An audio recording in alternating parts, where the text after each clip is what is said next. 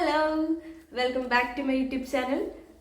എല്ലാവരും സുഖമായിരിക്കുന്നു വിശ്വസിക്കുന്നു. ഞാനിവിടെ നല്ല അടിപൊളിയായിട്ടിരിക്കുന്നു. കുറേ ആയാലും നമ്മളൊരു വ്ളോഗൊക്കെ ആയിട്ട് വന്നിട്ട് കുറച്ച് തിരക്കായി പോയി. വിഷുവിന് ശേഷം ഞാൻ അങ്ങനെ വീഡിയോയെ ഇട്ടിട്ടില്ല, വ്ളോഗൊന്നും എടുക്കാനുള്ള സമയം ഉണ്ടായിരുന്നില്ല. കാരണം നമുക്കൊരു ഫാൻസി ഷോപ്പ് ഉണ്ടല്ലോ, അപ്പോൾ ഞാൻ രാവിലെ കടയിൽ പോകും, വൈകുന്നേരം കട അടിച്ചിട്ട് തിരിച്ചു വരുമ്പോൾ 10-11 മണിയാവും. അതുകൊണ്ടാണ് വ്ളോഗൊന്നും എടുക്കാൻ പറ്റാണ്ടിരുന്നത്. അപ്പോൾ ഇന്നത്തെ വീഡിയോ എന്താണെന്ന് വെച്ചാൽ, എന്താണ് MLT, അതായത് medical laboratory technology, BSc MLT. ഞാൻ അതാണ് പഠിച്ചത്. അത് ഞാനിപ്പോൾ കോഴ്സ് കഴിഞ്ഞു. ഒരു സന്തോഷ വാർത്തയുണ്ട്, റിസൾട്ട് വന്നായിരുന്നു, ഫുൾ പാസ്സായി, ഫസ്റ്റ് ക്ലാസ് ഉണ്ട്. പിന്നെ അത്ര തന്നെ. അപ്പോൾ നമുക്ക് ഒരു ഡീറ്റെയിൽഡ് എന്താണ് MLTനെ കുറിച്ച് അറിയേണ്ടതല്ല, അതാണൊരു ടോപ്പിക് എന്ന് പറയുന്നത് ഈ വീഡിയോയുടെ. അപ്പോൾ ഞാനൊക്കെ +2 കഴിഞ്ഞ സമയത്ത് എന്തെടുക്കണം എന്ന് കൺഫ്യൂഷൻ ആയിരിക്കുന്ന സമയത്ത് ലാസ്റ്റ് തീരുമാനിച്ചു MLT എന്നൊരു തീരുമാനം എടുത്തു. അപ്പം ഞാൻ എൻ്റെ പേഴ്സണൽ എക്സ്പീരിയൻസ് പറയുകയാണെങ്കിൽ ഞാൻ യൂട്യൂബിൽ നോക്കി. അപ്പോൾ യൂട്യൂബിൽ അങ്ങനെ ഒരു ഡീറ്റെയിൽഡ് വീഡിയോ ആയിട്ടില്ല, പക്ഷേ എന്താണ് MLT, എങ്ങനെയാണ് എൻ്റെ കോഴ്സ് വരുന്നത്, അങ്ങനത്തെ ചെറിയ ചെറിയ കാര്യങ്ങളുള്ളൊരു വീഡിയോ ഉണ്ടായിരുന്നു. അതല്ലാണ്ട് ഫുൾ നമുക്ക് അറിയാനൊരാഗ്രഹം ഉണ്ടാവില്ല, എന്തൊക്കെയായിരിക്കും പഠിക്കാനുണ്ടാവുക, എങ്ങനെയായിരിക്കും എൻ്റെ എക്സാംസ്, കോളേജ് എങ്ങനെയാണ്, അങ്ങനെ ഒക്കെ എന്തായാലും ആഗ്രഹം ഉണ്ടാവും. അപ്പം ഞാൻ MLT പഠിച്ചൊരു സ്ഥിതിക്ക് അങ്ങനത്തെ ഒരു ഡീറ്റെയിൽഡ് വീഡിയോ ചെയ്യാമെന്ന് വിചാരിച്ചു. വീഡിയോ കുറച്ച് ലേറ്റായെന്ന് എനിക്ക് തോന്നുന്നു, കാരണം ഇപ്പം +2 റിസൾട്ട് ഞാൻ ഇന്ന് May 21 നാളെ വരും. പറ്റുവാണെങ്കിൽ ഞാൻ നാളെ തന്നെ വീഡിയോ എഡിറ്റ് ചെയ്തിടാൻ നോക്കാം. ഇപ്പോൾ വീഡിയോ ലേറ്റായില്ല, എനിക്കറിയില്ല. ഓക്കെ, നമുക്ക് നോക്കാം. അപ്പോൾ ഞാൻ വേണ്ട ഡീറ്റെയിൽസ് എല്ലാം ഇതാ ഇങ്ങനെ എഴുതി വെച്ചിട്ടുണ്ട്. ഇപ്പോൾ BSc MLT അഥവാ മെഡിക്കൽ ലബോറട്ടറി ടെക്നോളജി അല്ലേ, ഇതൊരു 4 ഇയർ അണ്ടർ ഗ്രാജുവേറ്റ് ഡിഗ്രിയാണ്, ഒരു പ്രൊഫഷണൽ ഡിഗ്രിയാണ്. അപ്പോൾ ഇതിൻ്റെ യൂണിവേഴ്സിറ്റി വരുന്നത് കുഹാസ് എന്ന് വെച്ചാൽ Kerala university of health science. ഞാൻ പഠിച്ചത് കുഹാസ് ആണ്. അപ്പോൾ 4 വർഷമാണ് ഈ ഡിഗ്രിയുടെ കോഴ്സ് ഡ്യൂറേഷൻ വരുന്നത്, പ്രൊഫഷണൽ ഡിഗ്രി തന്നെയാണ്. പിന്നെ നമുക്ക് ഇതിൽ വരുന്നത് എന്താണ്, ഇയർ എക്സാം ആണ്. അതായത് ഫസ്റ്റ് ഇയർ തുടങ്ങി ഒരു 12 മന്തിന് ശേഷം യൂണിവേഴ്സിറ്റി എക്സാം, അതിൻ്റെ ഇടയ്ക്ക് 3 ഇൻറ്റേർണൽസാണ് വരിക. അതായത് ഫസ്റ്റ് ഇയറിൽ 3 ഇൻറ്റേർണൽസ് വരും. First internal, second internal, third internal. ഈ 3ലും പാസ്സായെങ്കിൽ മാത്രം, 3ൽ 2എങ്കിലും മിനിമം പാസ്സായാൽ മാത്രമേ നമുക്ക് യൂണിവേഴ്സിറ്റിക്ക് അപ്പിയർ ചെയ്യാൻ പറ്റത്തുള്ളൂ. ഇല്ലെങ്കിൽ നമുക്ക് എഴുതാൻ പറ്റത്തില്ല. നമ്മൾ എപ്പോഴാണ് ഇൻറ്റേർണൽസ് ക്ലിയർ ചെയ്യുന്നത് അപ്പോഴേ നമുക്ക് യൂണിവേഴ്സിറ്റി എഴുതാൻ പറ്റത്തുള്ളൂ. അങ്ങനെ ഒരു ചെറിയൊരു പ്രശ്നമുണ്ട്. അപ്പം നന്നായിട്ട് പഠിക്കണം, അത്ര തന്നെ.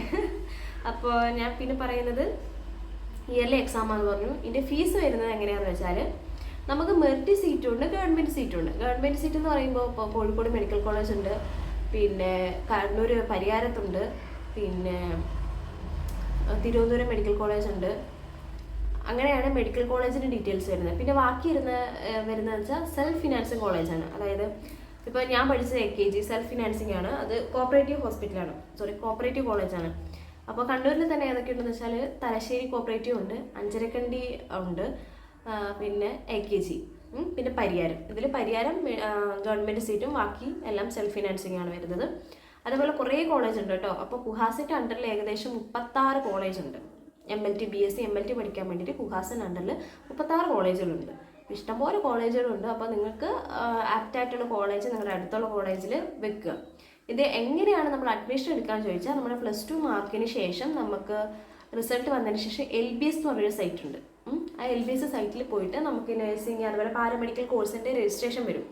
അപ്പോൾ അതിൽ പോയിട്ട് നമ്മുടെ മാർക്ക് വെച്ച് നമ്മൾ രജിസ്റ്റർ ചെയ്യാം. അപ്പോൾ രജിസ്റ്റർ ചെയ്തതിന് ശേഷം അവരൊരു ഓൾ കേരള ഒരു റാങ്ക് ലിസ്റ്റ് തയ്യാറാക്കും. അപ്പോൾ ആ ലിസ്റ്റിനനുസരിച്ച് നമ്മൾ അടുത്തുള്ള കോളേജ്, ഇപ്പോൾ ഞാൻ കണ്ണൂരായതുകൊണ്ട് തന്നെ ഞാൻ കണ്ണൂരുള്ള കോളേജുകളിലാണ് കൊടുത്തത്. അപ്പോൾ എനിക്ക് AKGയിൽ കിട്ടി. അപ്പോൾ അതേപോലെ നിങ്ങളും നിങ്ങളുടെ മാർക്ക് വെച്ചിട്ട് LBS എന്ന് പറഞ്ഞ സൈറ്റിൽ രജിസ്റ്റർ ചെയ്തതിന് ശേഷം അപ്പോൾ അവർ ഒരു ലിസ്റ്റ് തയ്യാറാക്കിയിട്ട് അങ്ങനെയാണ് നമുക്ക് അഡ്മിഷൻ വരുന്നത്. ഇനി ഗവൺമെൻറ് സീറ്റും അതുപോലെ തന്നെ കേട്ടോ, LBSൽ പോകും. പിന്നെ ഗവൺമെൻറ് സീറ്റിന് വരുന്നത് എനിക്ക് തോന്നുന്നു 22,000 ആണെന്ന് തോന്നുന്നു വർഷം വരുന്നത്. 22,000 ആണ് വർഷം ഗവൺമെൻറ് സീറ്റിന്, മെഡിക്കൽ കോളേജുകളിൽ കിട്ടുന്ന ഗവൺമെൻറ് സീറ്റിന്. ബാക്കി സെൽഫ് ഫിനാൻസിങ് കോളേജിൽ 1 ഇയറിൽ ഐ തിങ്ക് ഞാൻ ഫസ്റ്റ് ഇയറിൽ അടച്ചത് 1,25,000 രൂപ. അപ്പോൾ അത് എല്ലാ ഫീസും അതിൽ വരും. അതായത് ഫസ്റ്റ് ഇയറിൽ നമുക്ക് ഒരു 10,000 കോഷൻ ഡെപ്പോസിറ്റ് വരുന്നുണ്ട്. പിന്നെ 96 തോന്നുന്നു നമ്മുടെ ട്യൂഷൻ ഫീ വരുന്നത്. ഫസ്റ്റ് ഇയറിൽ 96,000 രൂപയാണ് വരുന്നത്. അത് കൂടാണ്ട് ഒരു 10,000 എന്താണ് കോഷൻ ഡെപ്പോസിറ്റ് ഉണ്ട്, പിന്നെ PTA ഫണ്ട്, അങ്ങനത്തെ കുറച്ച് ഫണ്ടുകൾ വരുമല്ലോ. പിന്നെ ഞാൻ ഹോസ്റ്റലിലായിരുന്നു ഫസ്റ്റ് ഇയറും സെക്കൻഡ് ഇയറും നിന്നത്. അപ്പോൾ ഹോസ്റ്റലിലെ മെസ് അഡ്വാൻസ്, ഹോസ്റ്റലിലൊരു എക്സ്ട്രാ ഒരു 3,000 രൂപ, അങ്ങനെ കുറച്ചെല്ലാം കൂടി കൂട്ടി 1,25,000 ഞാൻ ഫസ്റ്റ് ഇയർ അടച്ചത്. സെക്കൻഡ് ഇയറിൽ ഞാൻ അടച്ച ഫീസ് 96,000 പ്ലസ് എൻ്റെ ഹോസ്റ്റൽ ഫീസ്. മൂന്നാമത്തെ വർഷം ഞാൻ 96,000 മാത്രം അടച്ചു, നാലാമത്തെ വർഷം 96,000 മാത്രം അടച്ചു. അങ്ങനെയാണ് വരുന്നത്. പിന്നെ ഫീസിൻ്റെ കാര്യം ഞാൻ പറഞ്ഞല്ലോ. അഡ്മിഷൻ ഡീറ്റെയിൽസ് ഞാൻ പറഞ്ഞു, LBSൽ നമുക്ക് രജിസ്റ്റർ ചെയ്യാം. അല്ലെങ്കിൽ സെൽഫ് ഫിനാൻസ് കോളേജിൽ ചിലപ്പം മാനേജ്മെൻറ്റ് സീറ്റുകളുണ്ടാവും. അതായത് നമ്മൾ ഓൾറെഡി നേരത്തെ പോയിട്ട് കുറച്ച് എന്തെങ്കിലും ഡൊണേഷനൊക്കെ കൊടുത്തിട്ട് സീറ്റ് മേടിക്കുന്നുണ്ട്. അങ്ങനെയാണ് അഡ്മിഷൻ ഡീറ്റെയിൽസ് വരുന്നത്. ഇനി നമുക്ക് ഞാൻ പറഞ്ഞു 4 വർഷമാണെന്ന് പറഞ്ഞു. 4 വർഷം ഏതൊക്കെ സബ്ജക്ട്സ് ആണ്, എങ്ങനെയാണ് പ്രാക്ടിക്കൽസ്, ആ ഒരു കാര്യം ഞാൻ പറയാം. ഫസ്റ്റ് ഇയറിൽ വരുന്ന subject biochemistry, microbiology and immunology, anatomy and physiology, പിന്നെ ഹെമറ്റോളജി ആൻഡ് BMLS വെച്ചാൽ ബേസിക് മെഡിക്കൽ ലബോറട്ടറി സയൻസ്. അപ്പോൾ ഇത്രയാണ് ഫസ്റ്റ് ഇയറിലെ സബ്ജക്റ്റ്. ഇതിൽ ബയോകെമിസ്ട്രി, മൈക്രോബയോളജിയും ഹെമറ്റോളജി ആൻഡ് BMLSും വരുന്നത് 100 മാർക്കിൻ്റെ പേപ്പറാണ്. ഇത് 3 100 മാർക്കിൻ്റെ പേപ്പർ.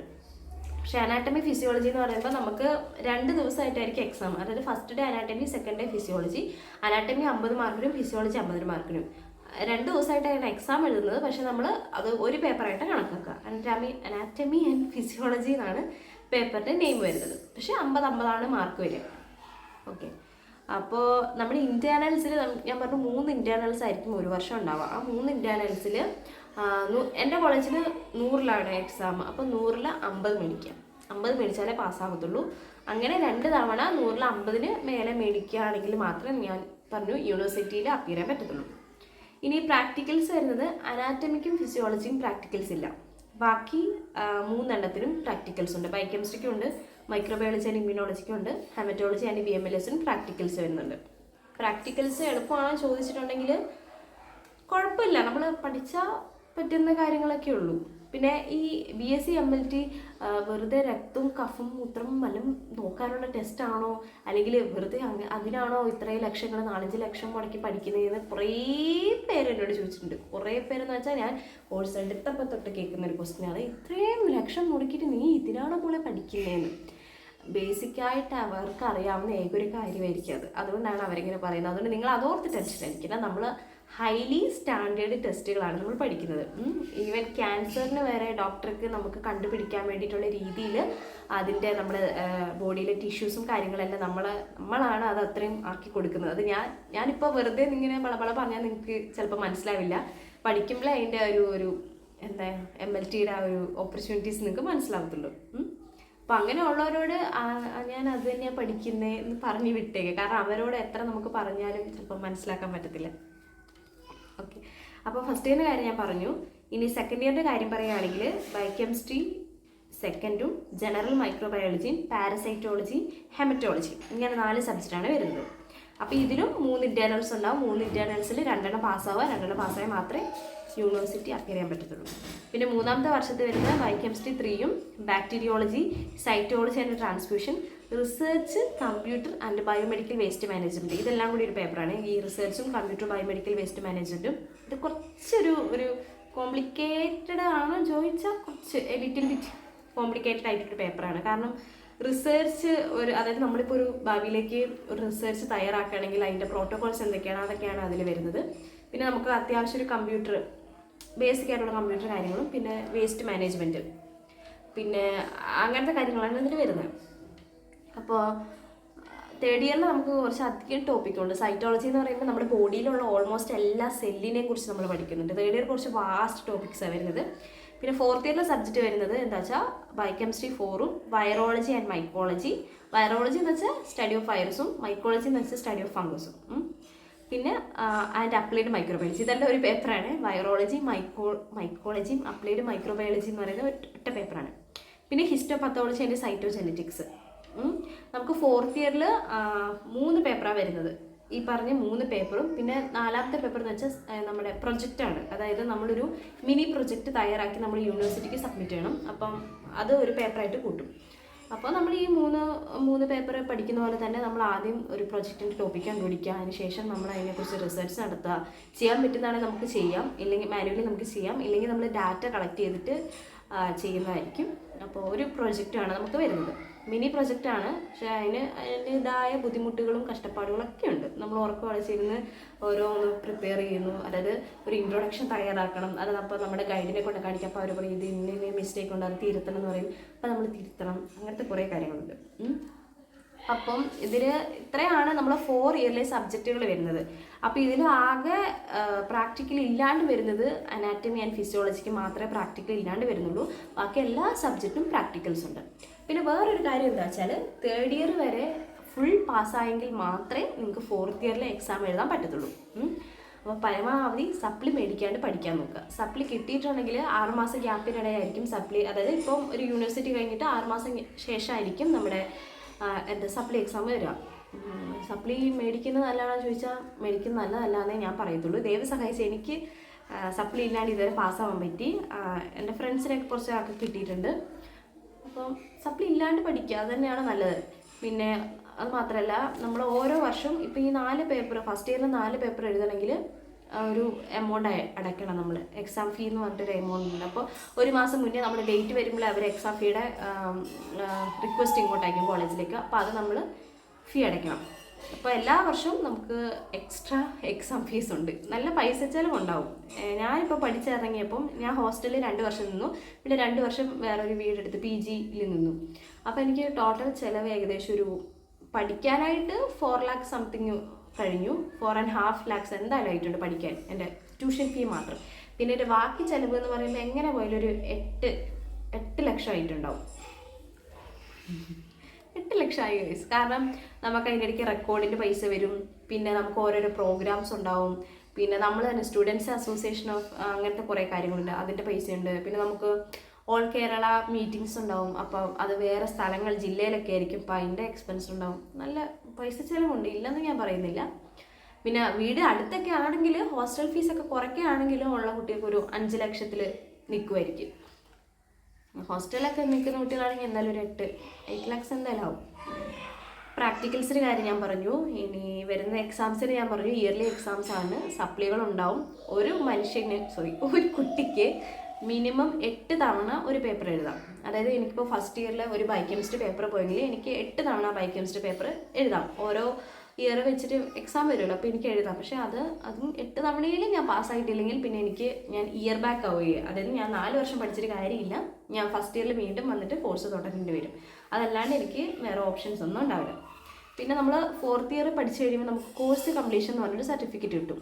അത് ഇപ്പോൾ പാസ്സായാലും പാസ്സായില്ലെങ്കിലും കോഴ്സ് കംപ്ലീഷൻ സർട്ടിഫിക്കറ്റ് കിട്ടും. അപ്പോൾ അത് വെച്ച് നമുക്ക് എവിടെയെങ്കിലും താൽക്കാലികമായിട്ട് ജോലിക്ക് കയറാം. പക്ഷേ നമുക്കൊരു ബ്രൈറ്റ് ഫ്യൂച്ചർ വേണമെങ്കിൽ, അല്ലെങ്കിൽ നമുക്ക് നല്ലൊരു ജോലി തന്നെ വേണമെന്നുണ്ടെങ്കിൽ തീർച്ചയായിട്ടും എല്ലാ സബ്ജക്റ്റും പാസ്സാവണം. പാസ്സായിട്ട് നമ്മുടെ യൂണിവേഴ്സിറ്റി എന്നുള്ളൊരു പേപ്പറിൽ വെച്ചിട്ടാണ് നമുക്ക് വില. എവിടെ ചെന്നാലും അതിനേ ഉള്ളൂ ഒരു വാല്യൂ എന്ന് പറയുന്നത്. അപ്പോൾ ഇത്രയാണ് കോഴ്സിനെ പറ്റി പറയാനുള്ളത്. എന്തൊക്കെയാണ് സബ്ജക്റ്റ് ഞാൻ പറഞ്ഞു, എവിടെയൊക്കെ കോളേജ് എന്ന് പറഞ്ഞു. ഓൾമോസ്റ്റ് 36 കോളേജ് ഉണ്ട്. അതിൽ ഗവൺമെൻറ് വരുന്നത് 4-5 ഉള്ളൂ. അതിന് വരുമ്പോൾ 22,000 നമുക്ക് ഇയർലി ഫീസ് വരുന്നുള്ളൂ. അപ്പോൾ ടോട്ടൽ എല്ലാം കൂടെ കൂട്ടിയാലും 1 lakh അല്ലെങ്കിൽ 1.5 lakhs എല്ലാം കൂടെ കൂട്ടിയാൽ ടൂറും അങ്ങനത്തെ കുറേ കാര്യങ്ങളുണ്ടല്ലോ, അതെല്ലാം വന്നാലും 1 lakh വരത്തുള്ളൂ. 1.5 lakh. പിന്നെ പറയാനുള്ളതെന്ന് വെച്ചാൽ റെക്കോർഡിൻ്റെ കാര്യം പറയാനുണ്ട്. റെക്കോർഡ് എന്ന് വെച്ചാൽ നമുക്ക് എല്ലാ വർഷവും എല്ലാ സബ്ജക്റ്റിനും റെക്കോർഡ് ഉണ്ടാവും. അപ്പോൾ റെക്കോർഡ് ഞാൻ എക്സാമ്പിളിൻ്റെ റെക്കോർഡ് കാണിച്ചത് ഞാൻ എൻ്റെ 4th ഇയറിൻ്റെ ഒരു റെക്കോർഡാണിത്. ഇതിപ്പോൾ എൻ്റെ കോളേജിൻ്റെ റെക്കോർഡാണ് എന്നാട്ടോ. അപ്പോൾ കോളേജിൻ്റെ പടമൊക്കെ വെച്ചിട്ട് എൻ്റെ കോളേജിൻ്റെ പടമൊക്കെ വെച്ചിട്ട് ഓരോ കോളേജുകൾ പറയുന്ന ടൈപ്പ് റെക്കോർഡ് നമ്മൾ മേടിക്കണം. നമുക്ക് കോളേജിൻ്റെ മൊത്തത്തിൽ തരുകയാണ്. അപ്പോൾ ഇത്രയും കട്ടിയുള്ള റെക്കോർഡാണ്. ഇത് ഫുള്ള് നമ്മൾ എഴുതണം. ഞാനിതെല്ലാം എഴുതി ഇങ്ങനെ ലെഫ്റ്റ് സൈഡിൽ നമ്മളിങ്ങനെ പിക്ചേഴ്സ് ഒട്ടിക്കും, റൈറ്റ് സൈഡിൽ നമ്മൾ അതിൻ്റെ ഡീറ്റെയിൽസ് എഴുതും. ഇങ്ങനെയാണ് ചെയ്യുന്നത്. പിന്നെ ലാസ്റ്റ് നമ്മൾ ഇങ്ങനെ ടീച്ചേഴ്സ് നമുക്ക് സർട്ടിഫൈ ചെയ്ത് തരും. അഞ്ചരം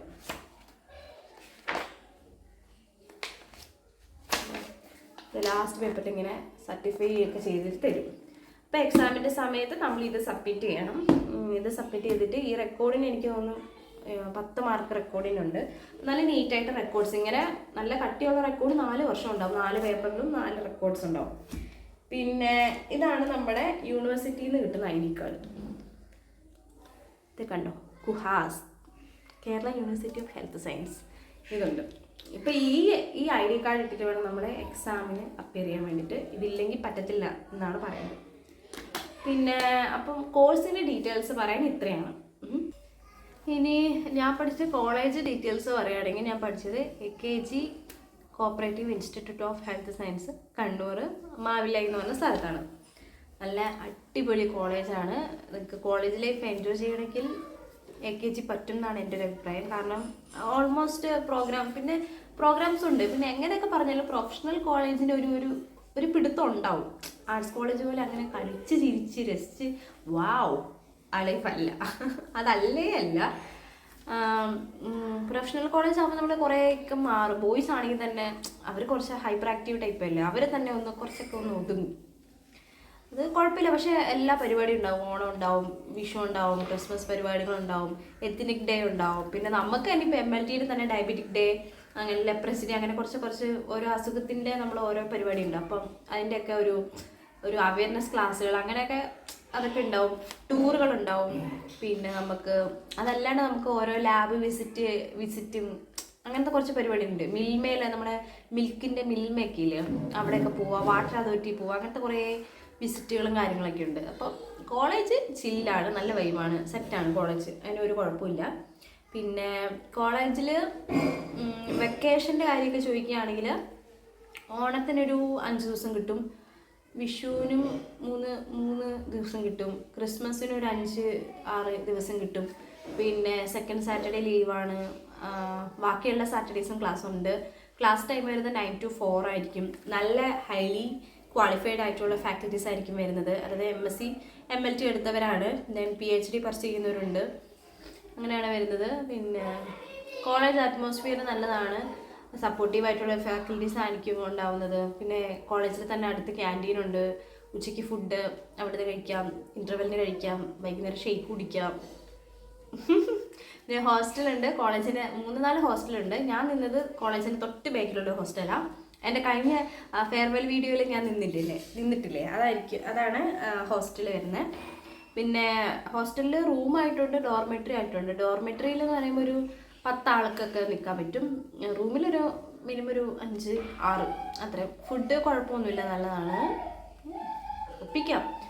പുറത്തെ അപേക്ഷിച്ച് എന്താണ് നമ്മുടെ നാട്ടിലെ ഫുഡ് എന്ന് വെച്ചാൽ നാട്ടിലെ ഫുഡ് നല്ല ഫുഡ് തന്നെ, മോശം എന്നൊന്നും പറയാനില്ല. ഇതുവരെ ആർക്കും അങ്ങനെ വയറിന് കംപ്ലൈൻറ്റ് അങ്ങനത്തെ പ്രശ്നങ്ങളൊന്നുമില്ല. അങ്ങനെ ആഴ്ചയിലെന്തോ ഐസ്ക്രീമൊക്കെ കൊണ്ടുവന്നത്, ഞാൻ വന്നപ്പോൾ അങ്ങനെയൊക്കെ ഉണ്ട്, ഐസ്ക്രീമും പിന്നെ എല്ലാ മാസവും ബിരിയാണി ഉണ്ട്, ആഴ്ചയിൽ ഒരു ദിവസം നെയ്ച്ചോറ് ചിക്കനും പിന്നെ പൊറോട്ട ചിക്കൻ അങ്ങനെ എന്തൊക്കെ ഉണ്ട്, നല്ല ഫുഡൊക്കെ, കുഴപ്പമൊന്നുമില്ല. പിന്നെ ഹോസ്റ്റലിൽ കുറച്ച് സ്ട്രിക്റ്റ് എന്ന് വെച്ചാൽ ഫോൺ തരത്തില്ല. മീൻസ് ഡെയിലി നമ്മുടെ കയ്യിലുണ്ടാവത്തില്ല, എല്ലാ ദിവസവും ഒരു 2 hours 3 hours കിട്ടുന്നതെന്ന് തോന്നുന്നു എനിക്ക്. ഞങ്ങൾ പഠിച്ചപ്പോൾ ഇല്ലായിരുന്നു, പക്ഷെ ഇപ്പോൾ ഞങ്ങൾ 4th year ഒക്കെ ആയപ്പോൾ പിള്ളേർക്ക് അങ്ങനെ ഉണ്ടെന്ന് ജൂനിയേഴ്സ് ഇങ്ങനെ പറയുന്നത് കേട്ടു. പിന്നെ പക്ഷെ അത് കുഴപ്പമൊന്നുമില്ല, കാരണം നമുക്ക് അത്രത്തോളം എഴുതാനും പിടിക്കാനൊക്കെ ഉണ്ടാവും. അപ്പോൾ നമ്മളിങ്ങനെ ഫോണും വീട്ടിൽ വിളിക്കാനും അത്ര ആവശ്യമല്ലേ ഉണ്ടാവുള്ളൂ. ഔട്ട് പാസ് ഉണ്ട്, മാസത്തിൽ എന്തായാലും ഒരിക്കലും ഒരു ഔട്ട് പാസ് ഉണ്ട്. അപ്പോൾ നമ്മൾ എല്ലാം ലെറ്റർ ത്രൂ ആട്ടോ, ഒഫീഷ്യലായിട്ടുള്ള എല്ലാ കാര്യങ്ങളും ലെറ്റർ ത്രൂ ആണ് നമ്മൾ ചെയ്യുന്നത്. അതായത് നമുക്ക് എന്തെങ്കിലും ആവശ്യമുണ്ടെങ്കിൽ നമ്മൾ ലെറ്റർ എഴുതി ക്ലാസ് കോർഡിനേറ്ററിന് കൊടുക്കുക, ദെൻ അതവർ സാറിൻ്റെ അടുത്തേക്ക് ഫോർവേഡ് ചെയ്യുക. എല്ലാം നമ്മളങ്ങനെ ഒഫീഷ്യലായിട്ട് കാര്യങ്ങൾ നീങ്ങാൻ പാടുള്ളൂ, നമ്മൾ പ്രൊഫഷണൽസ് ആണല്ലോ. പിന്നെ MLT പഠിക്കാൻ എളുപ്പമാണോ എന്ന് എന്നോട് പേഴ്സണലി കുറച്ച് ആൾ ചോദിച്ചായിരുന്നു. പഠിക്കാൻ എളുപ്പമാണോ ചോദിച്ചാൽ എളുപ്പം എന്ന് പറയത്തില്ല, എല്ലാവർക്കും പെട്ടെന്ന് ചാടിക്കറി പാസ്സാവാനൊന്നും പറ്റത്തില്ല. പഠിച്ചാൽ മാത്രമേ പാസ്സാവാൻ പറ്റുള്ളൂ, ഇറ്റ്സ് എ ഫാക്റ്റ്. പിന്നെ ഈസി ആണോ ചോദിച്ചാൽ ഈസി അല്ലാതെ ഞാൻ പറയത്തുള്ളൂ. നല്ല ബുദ്ധിമുട്ടുണ്ട് പഠിക്കാൻ. പക്ഷേ നമ്മുടെ മുന്നിൽ വെച്ചിട്ട് നമ്മുടെ പാരൻസ് ഇങ്ങനെ ലക്ഷങ്ങൾ ഇങ്ങനെ എണ്ണിക്കൊടുക്കുമ്പോൾ നമുക്കൊരു ഗിൽറ്റി ഫീലിംഗ് ആണ്. എൻ്റെ അച്ഛ അല്ല എൻ്റെ അമ്മ എനിക്ക് കഷ്ടപ്പെട്ട് ഇത്രയും പൈസ തന്നു, ഞാനെങ്ങനെ ഉഴപ്പുക എന്നുള്ളൊരു മൈൻഡ് നമുക്ക് ഓൾറെഡി വരും. പിന്നെ നമ്മൾ താരെ പഠിക്കും. പിന്നെ നമുക്ക് വേറെ നമ്മുടെ ചുറ്റും നടക്കുന്നത് നമുക്കൊരു പ്രശ്നമേ ആയിരിക്കത്തില്ല, നമ്മൾ തന്നെ പഠിച്ച് പൊക്കോളും. പിന്നെ എത്രയൊക്കെ പറഞ്ഞാലും ഈ ഭാഗ്യം എന്ന് പറഞ്ഞൊരു സംഭവം ഉണ്ട് കേട്ടോ. കാരണം എൻ്റെ ഒരു ഫ്രണ്ട്, അവൻ പഠിപ്പീന്ന് വെച്ചാൽ പഠിപ്പിയാണ്.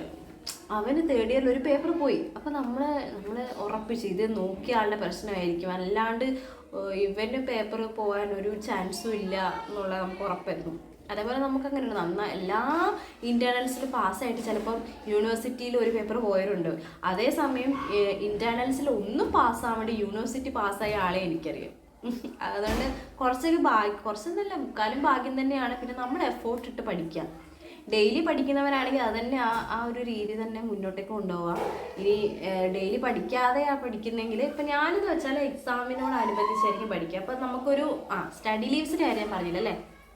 നമുക്ക് എക്സാമിന് മുന്നേ യൂണിവേഴ്സിറ്റി അനുവദിച്ചിരിക്കുന്നത് 2 weeks ആണ് സ്റ്റഡി ലീവ്. അപ്പം എൻ്റെ കോളേജിൽ എനിക്ക് മിനിമം ഒരു 23-24 ഡേയ്സൊക്കെ കിട്ടാറുണ്ട്. അത് ഞങ്ങൾ അത്ര നല്ല സ്റ്റുഡൻസ് ആയതുകൊണ്ട് നമ്മുടെ ഫാക്കൽറ്റീസ് നമുക്ക് പഠിച്ചോട്ടെ എന്ന് വിചാരിച്ച് നമുക്ക് തരുന്നതാണ്. അപ്പോൾ അതിന് മുന്നേ നിങ്ങളുടെ കാര്യങ്ങളെല്ലാം ക്ലിയർ ആക്കി വെക്കുക. അതായത് റെക്കോർഡ്സ് പെൻഡിങ് വെക്കരുത്, പ്രാക്ടിക്കൽസ് തീർന്നോ എന്ന് ഉറപ്പാക്കുക, നിങ്ങളുടെ നോട്ട്സും ക്ലാസ്സുകളെല്ലാം തീർന്നോ ഒന്ന് പെൻഡിങ് വെക്കാണ്ട് എല്ലാം കറക്റ്റായിട്ട് പോകുന്നുണ്ടോ എന്ന് നോക്കിയിട്ട് നിങ്ങളൊരു 1 month സ്റ്റഡി ലീവ് ചോദിക്കുക. 1 month സ്റ്റഡി ലീവ് ഉണ്ടെങ്കിൽ നമുക്ക് നല്ല സുഖമായിട്ട് MLT പാസ്സാകാം. അതായത് ഓരോ വർഷവും 1 month നമുക്ക് എക്സാമിന് മുന്നേ കിട്ടുകയാണെങ്കിൽ ഒരു കൃത്യമായിട്ടൊരു ടൈം ടേബിളൊക്കെ വെച്ചിട്ട് പഠിക്കുകയാണെങ്കിൽ നല്ല സൂപ്പർ ഈസി ആയിട്ട് നമുക്ക് പാസ്സാകാൻ പറ്റും. ഡെയിലി പഠിക്കുകയാണെങ്കിൽ അത്രയും നല്ലത് കേട്ടോ. ഞാനിങ്ങനെ ഡെയിലി പഠിക്കാൻ പറ്റാത്ത കുട്ടികളോട് ഞാൻ പറഞ്ഞ ലാസ്റ്റ് മിനിറ്റിലാണ് നിങ്ങൾക്ക് പഠിക്കാനുള്ള ബോധം വരുന്നതെങ്കിലും ഒരു നല്ലൊരു ക്ലിയർ ആയിട്ടുള്ളൊരു ടൈം ടേബിളൊക്കെ വെച്ച് അത് ടോപ്പിക് അനുസരിച്ച് പഠിച്ചിട്ട് കുറേ റിവിഷൻ ചെയ്യണം നമ്മൾ. റിവിഷൻ കാരണം നമുക്ക് നല്ല ടോപ്പിക്സ് പഠിക്കാനുണ്ട്. നല്ലതെന്ന് വെച്ചാൽ ഇപ്പോൾ ഒരു ബാക്ടീരിയോളജി എന്ന് പറഞ്ഞ സബ്ജക്റ്റ് ആണെങ്കിൽ ഒരു 10-80 ബാക്ടീരിയനെ കുറിച്ച് പഠിക്കാനുണ്ടാവും. അപ്പം അതിൻ്റെ ബേസിക് ആയിട്ടുള്ള അതിൻ്റെ ലൈഫ് സൈക്കിളും അതിൻ്റെ ഗ്രോത്തും അതിൻ്റെ കോസ് ചെയ്യുന്ന അസുഖങ്ങളും അങ്ങനെ കുറേ കാര്യങ്ങളുണ്ട്. അപ്പോൾ നമുക്ക് അങ്ങോട്ടും ഇങ്ങോട്ടും എല്ലാം മാറിപ്പോകും. അപ്പോൾ നമ്മൾ റിവേഴ്സ് ചെയ്യാന്നല്ലാതെ വേറൊരു വഴിയില്ല. അതാണ് പഠിത്തത്തെക്കുറിച്ച് പറയാനുള്ളത്. അപ്പോൾ ഞാൻ കോളേജിൻ്റെ കാര്യമല്ലേ പറഞ്ഞിട്ടുണ്ടല്ലോ, സോറി കേട്ടോ. അതിനിടയ്ക്ക് കോളേജിൻ്റെ കാര്യം പറയുകയാണെങ്കിൽ കോളേജ് നല്ല സെറ്റപ്പാണ്. പിന്നെ കോളേജിൽ നമുക്ക് യൂണിഫോമുണ്ട്, ഷൂസും ഉണ്ട്. ഇതൊന്നും നമ്മൾ സ്വന്തമായിട്ട് കടയിൽ പോയി തുന്നി തയ്പ്പിച്ച് വരേണ്ട ആവശ്യമൊന്നുമില്ല. കോളേജിലേക്ക് ആൾക്കാർ വരും, അവർ നമ്മുടെ മെഷർമെൻ്റൊക്കെ എടുത്ത് നമുക്ക് തയ്ച്ച് തരാറാണ് പതിവ്. നമ്മൾ അതിനുള്ള ഫീ ഒക്കെയാണ് കൊടുക്കുന്നത്. ദെൻ ലീവ് എന്ന് പറയുന്നത് ഞാൻ പറഞ്ഞല്ലോ, ഓണത്തിനും വിഷുവിനും ക്രിസ്മസിനൊക്കെ ലീവുണ്ട്. പിന്നെ സെക്കൻഡ് സാറ്റർഡേ ലീവാണ്. അല്ലാണ്ട് ഹോളിഡേയ്സ് കിട്ടുന്നതെല്ലാം ലീവ് ഉണ്ടാവും. ഗവൺമെൻറ് മാർക്ക് ചെയ്തിട്ടുള്ള എല്ലാ ലീവും തന്നെ നമുക്ക് കിട്ടാറുണ്ട്.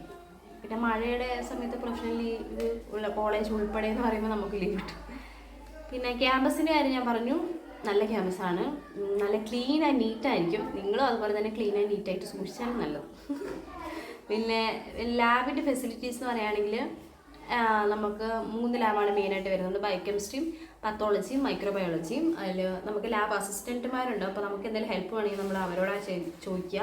അപ്പോൾ അവർ വേണ്ടതെല്ലാം എടുത്തു തരും. പിന്നെ ലാബെല്ലാം നല്ല ക്ലീനാക്കി സൂക്ഷിക്കണം. പിന്നെ റിയേജൻസ് ഒന്നും പൊട്ടിക്കരുത്. പൊട്ടിച്ചാൽ വേറെ പൈസ നമ്മൾ കൊടുക്കേണ്ടി വരും. കാരണം ഒരു ബോട്ടിൽ പൊട്ടിച്ചാൽ ബോട്ടിലിൻ്റെ പൈസ എഴുതി വെക്കും. അങ്ങനെ കുറേ ഉണ്ട്.